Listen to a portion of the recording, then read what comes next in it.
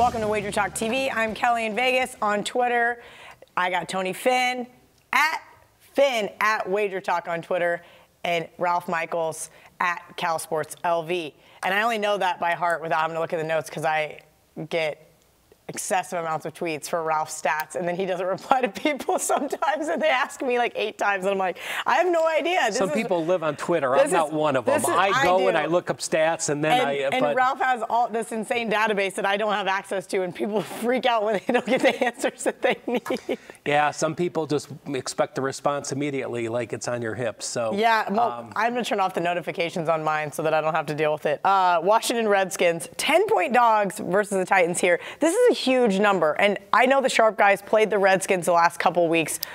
First week they played them was against the Giants. They got absolutely smoked. Last week they covered the number against Jacksonville. 10 points is really a lot of points here, Tony, for a Tennessee team who I have yet to figure out. It is week 16, and this team has been so bipolar. As underdogs, they have cashed me some serious tickets, but every time I go to play them as a favorite, they tend to disappoint me. Talk to me about this game. I agree. This is a difficult game to figure out. 10 points is probably too many if you have faith in a fourth quarterback for the season, for the Redskins, per se.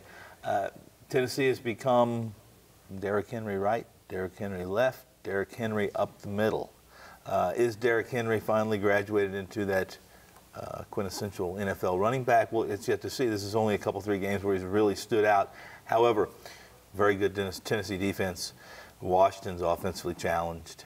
I didn't touch this game. This is another one I just kind of passed right over for many reasons. The 10 and the fact that Tennessee team's difficult to figure out. Washington's even more difficult right now.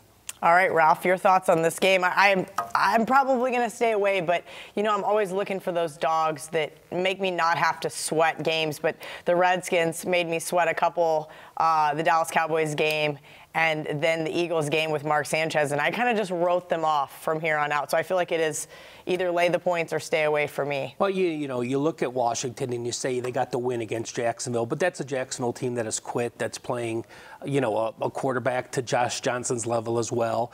And you look at what Washington did, 12 first downs against New York, 16 first downs against Jacksonville. That's not going to get it done. The defense is playing well. It's keeping them games. They're only allowing 300-some yards per game.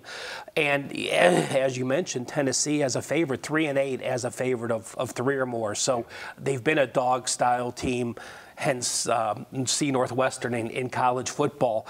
But, you know, and then I say, well, is there enough reason for me to bet Washington? And I look at it, and, you know, Washington's now playing their 3rd road game in 4 weeks. Teams have a week of film on Josh Johnson. So many quarterbacks come out and have a good game first week because teams haven't seen him in multiple years. Now DCs have that game of film, look at their tendencies. And then when you look at Washington, they've allowed 227 and 172 rushing the last 2 weeks. Those aren't the scary numbers. 6.7 and 6.6 yards per carry on defense against Henry, as you said, Tony, who's rushed for 400 yards the last 2 weeks. So, you know, I want to look to back the dog, but in this case, I mean, if Tennessee can just get their run game going and, you know, the play action starts working, it can be a game that can get away pretty quick. All right, Tony, I'll let you have the last word on this one. Neither one of these teams are going to be – this isn't going to be an exciting game. I don't see this being an exciting game unless you really like a low-scoring